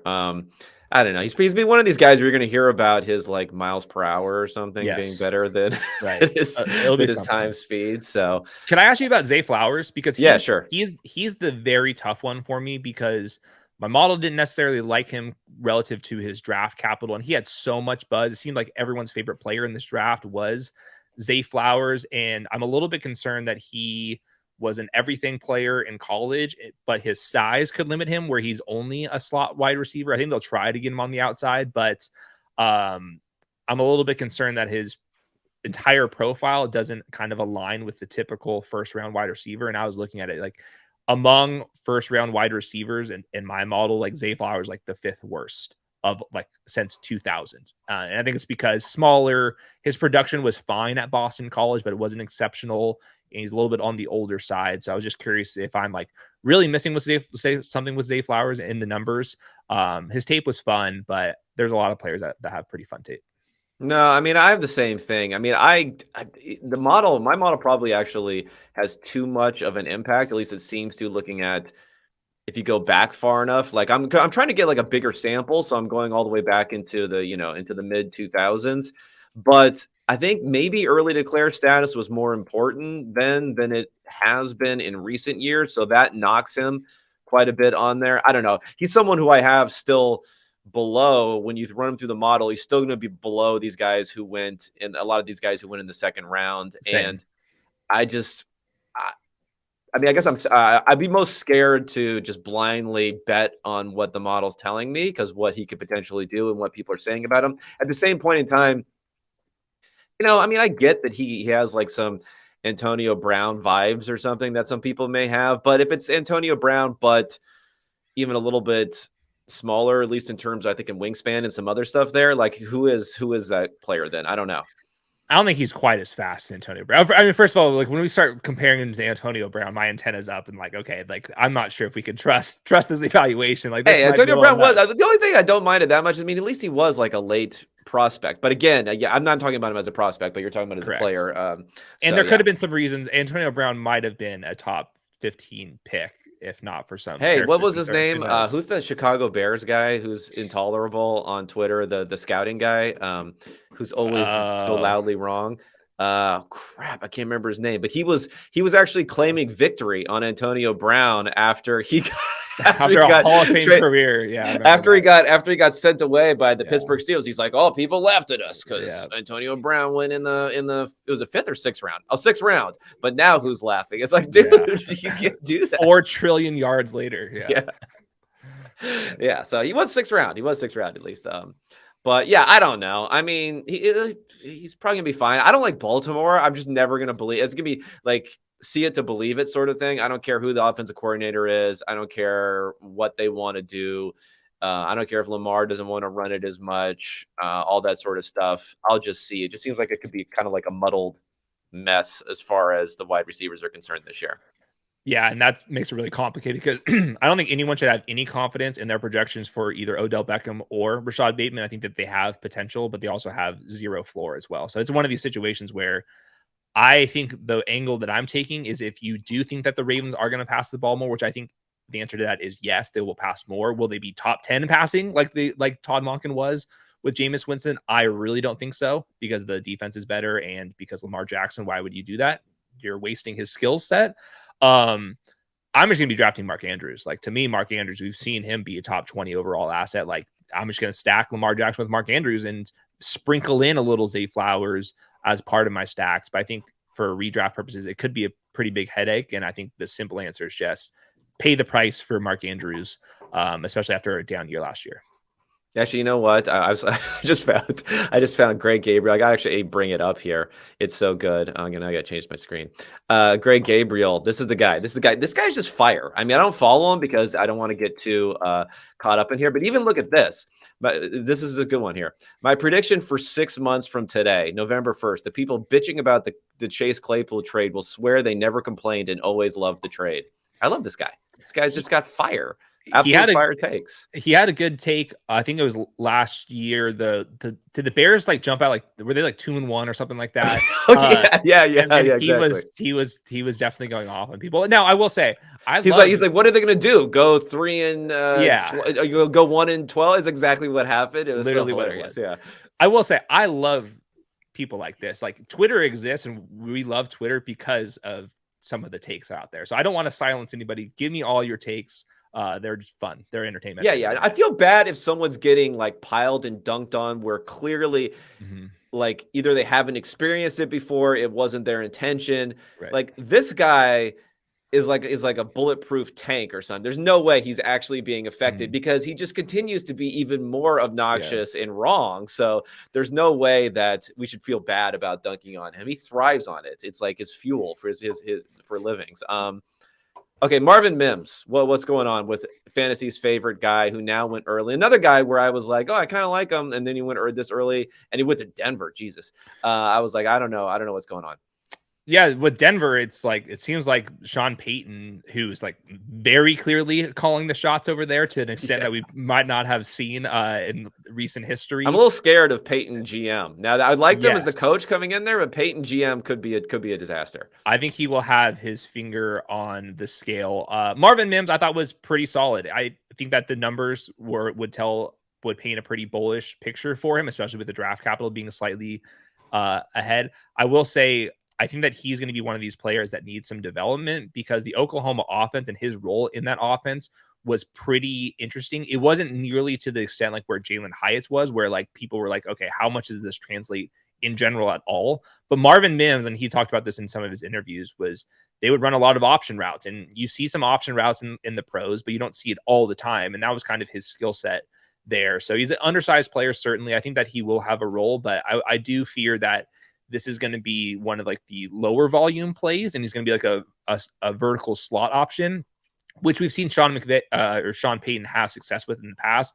I would argue that he's not going to be anywhere near Michael Thomas. I just don't think that was in his kind of profile. And I wouldn't be surprised if it took him a couple years to really get going. But I think long-term, they certainly have a starter. Yeah, the thing that's interesting about him is, like, I don't know where we are on our perception of these kind of like explosive, deep threat, big yards per reception type of guys, because it hasn't gone that well recently. Yet again, in my model, which is taking in this data from further back, you had some guys like, I mean, they're first round picks, so it's not like it's a bad, but like Demaryius Thomas or someone who was just like a very much a vertical threat. Even someone like Odell Beckham, who didn't have the most overwhelming numbers. I think he averaged like 20 yards of reception or something like that in college. So it was providing some sort of signal in the past of guys who didn't have overwhelming efficiency or production, but they had like something that was then translating into them taking a next step in the NFL. And we just haven't seen it with these guys recently. All these guys we've gotten excited about, whether it's KJ Hamler on the same team or whoever, just kind of like, just nothing in the NFL. So what do you think about that sort of profile in the NFL now? I do think that KJ Hamler would be a great comp for him, who was a vertical slot option that was pretty good in college. And just like because of injuries, his career has sadly just kind of gone off to the wayside. How I look at yards per reception with modeling for these prospects is I want to look at their entire production profile. Give me all the yards. Like that's like the actual stat that is predictive. Yeah. And then once I actually have the output of what the model is expecting him to do, then I like for comp status to sort by yards per reception, get him in the right bucket. And now I actually have the players that I think role wise, I'll look at weight and yards per reception, and I'll use those two. So if I have, like, let's say Marvin Mims was, let's see where he was. He was an 80th percentile prospect in my model with draft capital in there. I'll look at players that were in like the 85th to 75th percentile. And then I'll look at weights and yards per reception. And then I'll actually have like a good bucket of players that were like, they were supposed to be this good. And this was also the role that they were expected to be in. And that's how I come up with like my closest comps. Yeah, another thing with Denver, like, again, like this year doesn't look great. They picked up Jerry Jeudy's 5th-year option, which I thought was a little bit strange because now we're talking about Cortland Sutton, who, I mean, he could be cut after the season. His guaranteed salary, I guess he has no guaranteed salary. So maybe he could be cut after the season, but then you'd also have Jeudy coming back. Maybe they trade somebody. I don't know. I guess 2024 is possible. There could be something there, but maybe maybe a little muddled as far as what that could potentially end up being for Mims.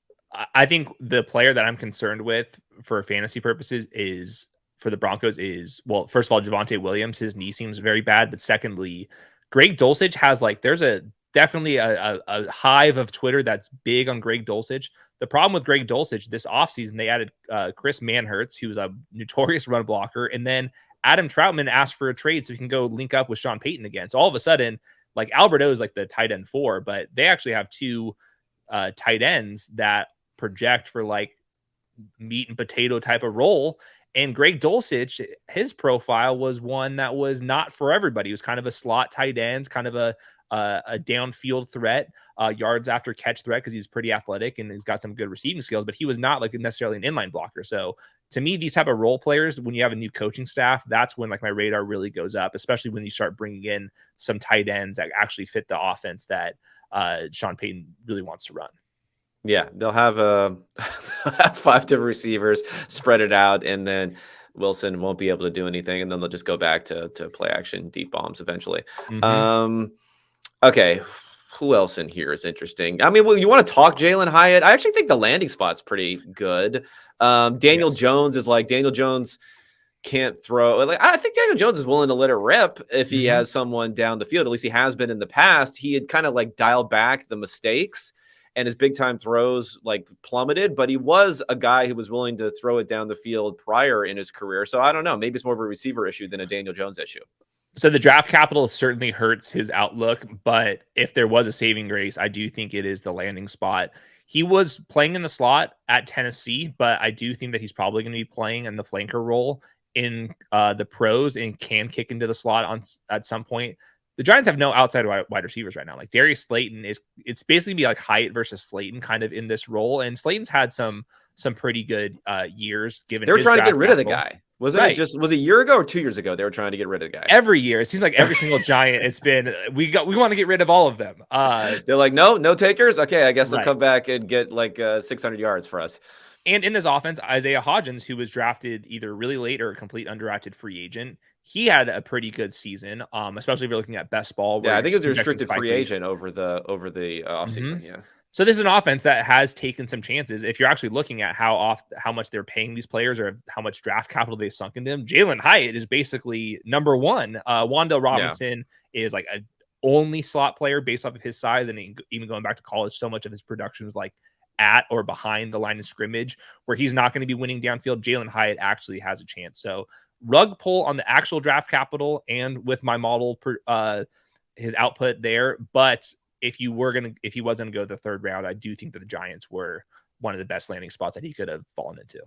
Yeah. For him, he could just be, doing wind sprints or who knows? Like, again, we just don't know about these guys sometimes coming to the pros, but at least there's a chance that he will get to show that Daniel Jones could become the guy that Daniel Jones kind of locks in on when he's going there. Do we think who else is it? Josh Downs is like similar to Hyatt, right? As far as how much he fell. I'm not into Colts rookie year Anthony Richardson experience. What do you think? Josh Downs, I was not surprised that he fell because he's so small and he's destined for slot only role. And I think we overhyped these slot only players. Like the Larry Fitzgerald, the Chris Godwins, they're not. No, they're all Cooper Kupp. Didn't you hear? They're Cooper all, Kupp is the best receiver in the NFL, so therefore it doesn't matter if they're a slot. Boom! I just logically destroyed your argument. And aside from the fact that Cooper Kupp probably weighs 215 pounds now, it is absolutely enormous. And Josh Downs is like 170 pounds or whatever it is. The landing spot, he's going to be on the field in 3 wide receiver sets, but I don't think Anthony Richardson profiles to be hitting his check down to the slot receiver. So it was a pretty bad landing spot, short term and long term for Josh Downs. Yeah, he's gonna fix Anthony Richardson's accuracy. I've seen that one. The thing that got me, this is my just bombed evaluation of Josh Downs. I'm watching and I'm like, way too many contested catches here. Like, I don't know if I liked seeing this many contested catches. It's a pro and a con. The contested catches weren't underneath. The fact that he was winning some contested downfield is probably a good thing, but that also goes to show you like how hard it is for a small receiver to like actually win downfield. Like the ball travels so long, like seeing somebody that small have to go up and get it, it does feel like it's going to be hard to replicate. Okay, let's see who else here. Nathaniel Tank Dell. I don't know, Texans. I'm not really that excited about anything. But that was a little bit of a head scratcher, I guess. Well, I don't know. It's fine. He'll compete with like John Mechie. I think Tank Dell is going to be kind of like this Isaiah McKenzie type of role where slot player, gadget, maybe Wandale Robinson. But I think we typically overrate some of these guys. I think the guy that I was most curious about was Rashee Rice, just because there was nothing spectacular or super concerning about his entire profile. And the draft capital was definitely better than most people thought. And then obviously when you get attached to Patrick Mahomes, there's certainly a bull case here. Did you have any strong takes with Rashee Rice model wise or Jess Bombs wise? No, yeah. I mean, I did the Jess Bombs, of course, and model wise. For him, he's one of these guys where I think I would have liked him more in the past because he seemed like a really solid college receiver. So I'm like, he's good at being receiver. So why can't he be good at receiver in the NFL? I don't know. I guess I'm not that into it. I mean, my joke take, of course, is that what the Kansas City Chiefs have decided to do is every couple of years they allow Patrick Mahomes to just light one of their picks on fire. First CEH and now this one. And it's probably worth it. Sounds like a good trade-off for having Patrick Mahomes is that he just say draft this guy. Whatever Mahomes way too early. Whatever Mahomes wants, I think it's fine. I will say with Rice, he at least has NFL size, like average size. He's 6 foot, fast enough. I mean, he's super. His bounce is really impressive. 94th percentile vertical jump. The agility is totally fine. I actually like that he actually had a full athletic profile, which seems rarer and rarer these days. Which I totally understand. If I was a prospect, I would only play to my strengths as well. And he had 89th percentile PPR points per game in college among drafted wide receivers. So that's pretty good. So I think you can tell yourself a story about Rashee Rice that you possibly couldn't tell with McCole Hardman because of his size and his college profile. So maybe we can dream big. I think eventually Patrick Mahomes is going to be right at least once. He knows enough ball to get one of these selections right. Maybe, but maybe his whole perception is skewed because It's Michael Jordan, he's right? he's only he only has experience with these receivers when they have Patrick. I guess we will have Patrick Mahomes, so maybe it's okay. I guess my concern, of course, with him would be like the offense was nothing to write home about, but not like dominant enough, probably on a very weak receiving group. I'm assuming at SMU. I don't even know. I think it's same season. Earlier, like a year or two earlier, right? Yeah. That he could have done a little bit something more. So that would have been a bit of a concern here. You're a Tillman stan, right? Or no? I did like Tillman because of his size. I thought he was going to stand out, and there was some context issues going with his injury history as well. But I think what we saw with Hendon Hooker, Jalen Hyatt, and Cedric Tillman, I think they were correlated throughout this process, is because is basically, was the NFL going to boycott this hypo offense? And the answer to that was certainly yes. Landing spot's fine. I think he's going to be competing with Donovan Peoples-Jones, who I think maybe only has like 1 or 2 years left on his rookie deal. And Donovan Peoples-Jones been a fine downfield player, but has not been like the every down X receiver that like you must have in your offense. So I think long-term Cedric Tillman's got a chance, especially because Deshaun Watson, I'm guessing, is going to play better over the next couple of seasons. So I think in general, bad draft day, but long-term it could be fine. I just think at this point, like third round wide receivers, like you can find your Terry McLaurin every once in a while, but for the most part, it's no good. What do you think about the macro environment there? Because like obviously Deshaun Watson was not good. Like he 58% completion percentage, not so good there. 6.5 yards per attempt. All these things are like career lows that he had, but even volume. And I know there were some like apocalypse weather sort of games, but it went beyond that. Like even in the games where it wasn't apocalypse weather, he was not really opening it up. I mean, he's someone who has surpassed 500 attempts in a couple of different seasons. It's been basically about 500 attempts a season when you look at him in the past from what he had been doing. I guess the one season he was under after his rookie year, he only played 15 games. So in a full season, you should get more attempts from him, well over kind of like a 50th percentile type of offense. But last year, he was quite a bit below that. I tend to think the macro environment there is probably a lot better than people seem to expect going into this next season. But I don't know. I guess there could be downside. And maybe like going out of Bill O'Brien and going over towards Kevin Stefanski, maybe they will just lean into the run more. I think that Kevin Stefanski is a sharp guy, and I think that he was at the mercy of Baker Mayfield, and on the flip side with Nick Chubb, that I think that his neutral pass rate was probably lower than what he would actually like to run. And I think that's kind of the upside case with Deshaun. I don't have any confidence in the median outcome for Deshaun Watson. Like, I don't think that anyone really should.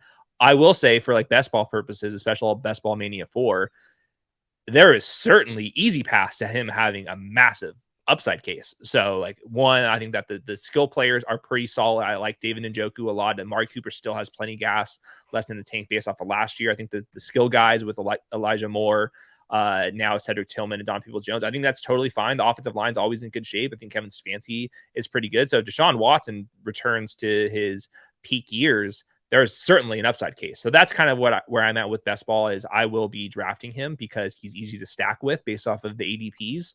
But also just the upside is obvious. I don't like in redraft, would I look to draft Deshaun Watson? Maybe not, but in upside cases for best ball, I think that certainly Deshaun Watson should be part of the profile. But you said he was quarterback 9 right now. Is that what it was?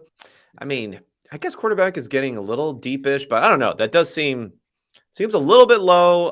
Again, we'll see what ends up happening, but there is a reason that there was this whole like sweepstakes and people willing to trade away. I mean, he wasn't like Patrick Mahomes, but he was probably the closest thing to Mahomes pre or after the 2020 season where Josh Allen had one breakout year.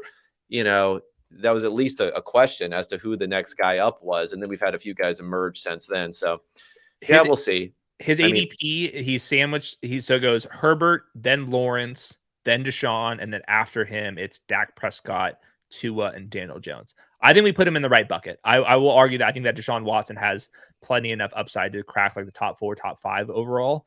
So I think we've put him in the right bucket. But for fantasy, I just love that you can stack him so easy. Like Amari Cooper goes 3rd or 4th round. Elijah Moore gets drafted after Deshaun. I think David Njoku has upside case. I think he's pretty dang good. He goes after Deshaun Watson, and then you can kind of sprinkle in Donovan Peoples-Jones or Cedric Tillman if you have a preference there as well. Okay. Anything else receiver? I mean, Tyler Scott was a guy I was kind of interested in. I don't know. The Bears, I'm not interested in, and he fell a lot Mhm. there. Is it Boutte time in New No. England? No, that was bad. Michael Wilson, I guess he went, top 100 picks that I wasn't necessarily expecting, and then also Trey Tucker, but I just don't get those picks. Yeah, I don't have any takes on any of those guys. Okay, let's just quickly do tight end. I know I've taken you way too long already No, no, on. totally fine. I like to talk about this. All right, so my like real world football tight end take was I like this class, and don't go out of your way to like draft anybody necessarily, and then maybe just scoop someone a little bit later. So, but we are going to talk about landing spots. I think that's important. It's a position that doesn't really develop that quickly, but I don't know. Does that change with these guys? Like maybe you have multiple guys, and you're including Dalton Kincaid, who's like, is he just going to be in the slot the entire time? So it's not really going to have that learning curve sort of thing. What are your thoughts on this one? I guess we have to, coming out of the draft. I've seen some people who still have Mayer as like tight end 1. And I don't know. I mean, for tight end, even though I watch these guys, I just bombs it. I have my opinions going into the draft. I know that we're just really bad at rank ordering these guys. So whatever, I'll just take whoever was drafted first and whoever was drafted second, maybe he's being the second guy and so on. Yeah, so I think this draft class at tight end was good because of like the strong depth it has. And first of all, I have a thing about the NFL draft. When we talk about when like analysts are talking about depth, like I don't like when they're talking about like there's a good depth in like the 5th and 6th round. Like no one cares about the depth. Like to me, depth is like, is there 2nd round and 3rd round guys that you can draft? That's when the scouts are making their money and making their Yes. picks. Okay. So there was actual depth, in my opinion, how I defined it as like there are a lot of guys that can go 2nd round, and that's exactly Right. what happened here. I don't think that there was anywhere near a Kyle Pitts type of player here. Michael Mayer had the production profile of one, but he did not have the athleticism of it. Dalton Kincaid, he was kind of all over the place because he didn't go throughout the entire pre-draft process because of injury, but I thought that his tape was pretty impressive. And then Sam Laporta, kind of hit and miss guy. I think the landing spots here were very good in general, though. I think that Michael Mayer could easily supplant Austin Hooper, is only making $3 million. Michael Mayer, they kind of use all over the formation. We at least have McDaniels with some experience doing that. Laporta, no target competition in Detroit. That's good. Luke Musgrave, who I think was kind of the sleeper, if you will, because he didn't have basically a final season. He has no competition with the Packers as well. So I think the landing spots are pretty good. And for best ball tournaments, I don't like paying up at tight end aside for like Mark Andrews in a stack with Lamar Jackson, because you can ping pong their weeks, and this position's more volatile on a week to week basis compared to wide receiver and running back because it's so touchdown driven compared to yardage and reception driven that I would rather just put 3 picks into like this tier of tight ends and then just hopefully the variance goes my way where they're splitting the touchdowns in different weeks. So I'm going to be dipping my toes in this water. I think that Luke Musgrave, Sam Laporta, Dalton Kincaid, Michael Mayer, all definitely have a chance. How much is it just looking at the offense and saying how many passing touchdowns will there be this offense? How much is going to be like credibly taken away by particular receivers, and then working backwards from that? I think that's a totally fine process. Like at the end of the day, you're flipping coins inside the red area. I will say the things that we have control over, and I think that's probably one of the things that's slept on in fantasy, is the exact role that a tight end has to have to be like really fantasy relevant. Like I'm talking like every week redraft top 10, the volume is going to be pretty consistent versus like or best ball where it's just like they're in 2 tight end sets in the red zone. If you catch a touchdown, awesome, I'm in. If not, you have to be in 11 personnel. You have to be big enough to block. And there's some player like Sam Laporta, maybe it runs into a little bit of concern there. Dalton Kincaid, especially with Dawson Knox, maybe that he doesn't play in 1 tight end sets. And then in 2 tight end sets, you can't be the guy with your hand in the dirt that's blocking. You need to be the tight end that's actually out in the slot. So it's a very specific role. And that's why there's not that many fantasy tight ends. I will say like Michael Mayer, I think can do that. Luke Musgrave can do it. I think eventually Dalton Kincaid could do it, but he has a block with Dawson Knox there. Sam Laporta, I think, is on the fringe that can do it. But to me, Luke Musgrave, Michael Mayer, they have a very easy pass to checking both of those boxes in year 1. So no one's going to be drafting Luke Musgrave, but I think I will be dipping my toes there.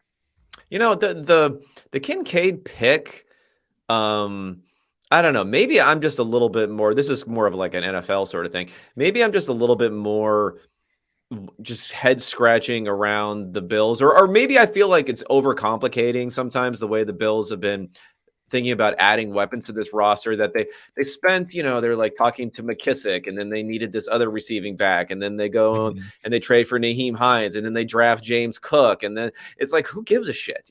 Guys, we have Josh Allen. Like, let's throw the ball down the field. They gave Dawson Knox a big contract. I mean, this is a big contract, and now a year later, they're like trading up marginally. I think it's one spot they traded up, but still they're going for Kincaid. Like, I don't know. I'd rather just like draft some wide receivers and see if we can get some guys down the field for Josh Allen. That's my struggle with the Bills, is like, you're talking about running backs and tight ends and like gadget slot receivers. Like Deontay Hardy could be a special teamer. Isaiah McKenzie maybe could do something. It's like, or just draft a good wide receiver or trade for a wide receiver to sign a good wide receiver, and don't try to make up these roles that don't exist. Kincaid's interesting because I think that his range of outcomes is, there's definitely a ceiling case. If something happens to Dawson Knox, or they just like, it's a sunk cost with that contract, then maybe Dalton Kincaid's out there for all the time and you can flip coins in the red area with the Bills, and all of a sudden he catches 10 touchdowns and you have a winner. I will say though, is because Dawson Knox is making so much money and Kincaid was definitely on the smaller side, and there were some blocking concerns on his tape. If he's only going to be playing in the slot, then all of a sudden his just route share is not going to necessarily be there. And to me, you just want to be on the field at some point. So Kincaid, I'm nervous that he's going to get really steamed up on Underdog. He's already getting close, like tight end 14, 15. It's going to be hard to make the math work, especially if you're looking at that Dawson Knox contract. And I think that Dawson Knox probably is viewed as the better blocker between the two. And that's a little bit concerning, because there's going to be some play action attempts where you want Dawson Knox, or you want Dalton Kincaid running the routes and not Dawson Knox. And I'm not necessarily sure we're going to get there. I was looking at, like only 35 dropbacks last year in 2 tight end sets. Are they going to redo their entire offense? Like, maybe, but like the Bills were doing 4 wide receiver sets, no tight ends on the field just a couple years ago. So this would be like a complete 180. So I'm not sure. I think I'm with you, where I think the Bills are possibly getting a little too cute with like how they want to get these pieces, and they're getting a little too creative when it could just be like, go find a legit slot receiver. Like, I would rather them trade up for JSN. Like, go trade up with the Bucks, and you're already trading up for Dalton Kincaid. Why don't you just get JSN? Everyone would be like, perfect fit. So I'm a little bit confused by the process. Yeah. I mean, I guess for Dawson Knox, they'll probably cut him in the offseason. I think he has a $5 million roster bonus that they're and a $5 million salary that they're not going to want to pay, but they're still going to end up paying him like 20 something million dollars for the last 2 years. And, not necessary when you could find some cheaper production there. I guess the one guy that didn't necessarily look good by some of the metrics that I look at, I don't know if you know how to say his last name correctly. Luke Schoonmaker, is that right? Schoonmaker. Yeah, sounds like a ship or something. What did you think about that? Because technically, like, that's an offense where you could get some touchdowns, I guess. He's 24.7 years old. That's not good news for him. And I will say, he was like a blocking type at Michigan, but the Michigan offense is like so difficult. Like, I think it's hard to get any receiver or tight end production from that offense. I will say he was way more athletic than I remembered. He was an 87th percentile athlete according to my numbers. So that gives him some upside. I will say Jake Ferguson, though, I think is the deep sleeper at tight end, because he was a receiving prospect, even going back, like, I think he had some injuries at Wisconsin early on in his career, but he was like these Devi guys, like, oh, this guy could be a massive difference maker. And he was a 4th round pick going into second year. And I think that like 4th round picks in second year versus 2nd round rookies, I think we're like going into like a kind of even split. But I think that Schoonmaker doesn't have the receiving profile that Jake Ferguson has. And when you're talking about just flipping coins for touchdown production, I think that you would want to do that in this Cowboys offense, even if we think that McCarthy has a chance to kind of ruin it. What is Schoonmaker older though? I would guess 4th-year player. I would guess he is. The one thing I thought was interesting about him is, he did test really well. Yeah. One of the things that I like to look at, though, when it comes to tight ends is like, it's kind of like a yak sort of position, and yak also, but then really looking at whether or not they're forcing these kind of missed tackles or avoided tackles, whatever you want to call them. He had 2. in his Wow. entire career. I mean, he only had 54 catches, I guess, but that was something that showed up to me in my Just Bombs tape watching. He did look pretty fast. He didn't look like he had a lot of wiggle, which is weird because then he Mhm. tested really well in the 3-cone. But I do think sometimes the 3-cone doesn't necessarily translate to how much they can really like juke guys if they need to get some extra yards. That's the thing I'd be concerned about for him. It'd be like catch, run fast, get tackled. Yeah, I think he's going to block for the Cowboys, and I think that Ferguson's probably going to get more snaps this year. So I'm going to be drafting some Ferguson this year and probably mostly fading Luke Schoonmaker. But I think maybe in dynasty circles, maybe there is a bull case that we kind of underestimated with him. But you just don't see many nearly 25-year-old prospects, especially at not quarterback positions, actually paying off. So we're in the deep end with old Luke. All right. Anyone else that we want to highlight other than obviously there are like dart throw types of athletes that we had in this class? I guess Brenton Strange went earlier than expected. He's with the Jaguars. Evan Ingram, I don't think that he signed his franchise tag yet. Even if he does this year, which we should expect, I don't think he's going to be back long term, potentially. So maybe Brenton Strange can get there. Tucker Kraft, if Luke Musgrave's injuries are a problem, he was the third round version of Luke Musgrave. I don't think that he had the ceiling that Luke Musgrave has, but Musgrave's floor is also very low because of injuries and just overall production. And then with Darnell Washington, this is a player talking about like what the NFL tells us. He's one of these guys where the draft capital falls because of injury. So is that telling us something about his talent? Like, should we be viewing him as like he definitely has no floor anymore because of the draft capital? But should we be like discounting his ceiling case probabilities because it was injury related rather than skill? Like to me, like when Josh Downs goes down a full round versus expected draft capital, that to me is skill based, role based. With Darnell Washington, it was so obvious that this was injury based. Like, should we be too heavily discounting? But at the same time, I think Pat Fryermuth is kind of a dog, so he's going to be Yeah. kind of an uphill battle just trying to replace him.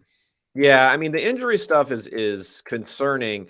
I guess I already had this like built-in concern just because of his size and everything that he might just be blocking way too much anyway, and he'd be For viewed sure. that way. And now pairing him with Fryermuth, that's probably the more concerning thing for me than even the injury stuff. Yeah, I think he's at long odds. Something would have to happen to Fryermuth. I think Fryermuth is like this close to breaking out like fully. Like his efficiency numbers have been strong, and he was somebody that I really liked as a prospect, and he kind of fits that mold where he can block well enough to stay on the field in all running downs. But if they are looking to pass, he could be split out wide. So I do wonder if the Steelers offense has a chance to get a little bit better. Just they're so young in general. They add to the offensive line. Mike Tomlin always gets the best out of him. So I think Fryermuth is nearly ready for a full breakout. So Darnell Washington, I think it was just a tough landing spot for him just in general. Yeah, we'll see. We'll see with Kenny Pickett. He could do something. Who knows? I'm anti gloves, of course, for anyone, but we'll see. End up seeing. Okay, what else we got to plug here? Because obviously we got best ball is like going crazy, absolutely nuts. Now you guys are going to have to. You guys are working overtime in the factory, cranking out these new contests here. So what else we got going on? So Best Ball Mania 4 is $15 million, $3 million the first. We added regular season prizes this year, which I think is pretty fun. It's going to help you sweat your team. So it's $25 to enter.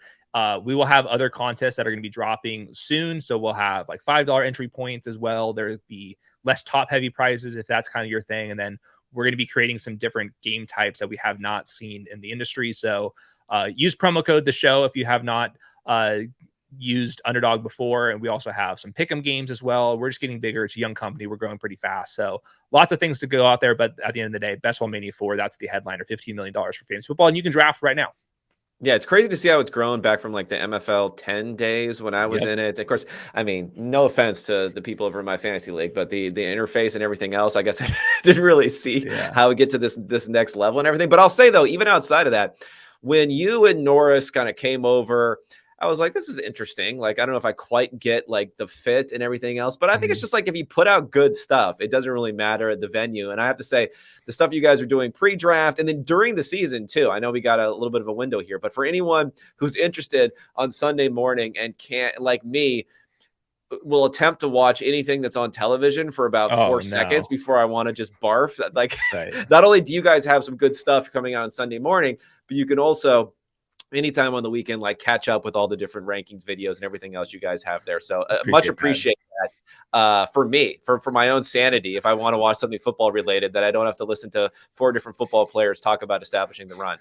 Yes, I'm more worried about our competition on YouTube and on fantasy Twitter than I am necessarily on the TV pregame shows. So I'm happy to compete with Boomer Esiason and the rest of the gang over there.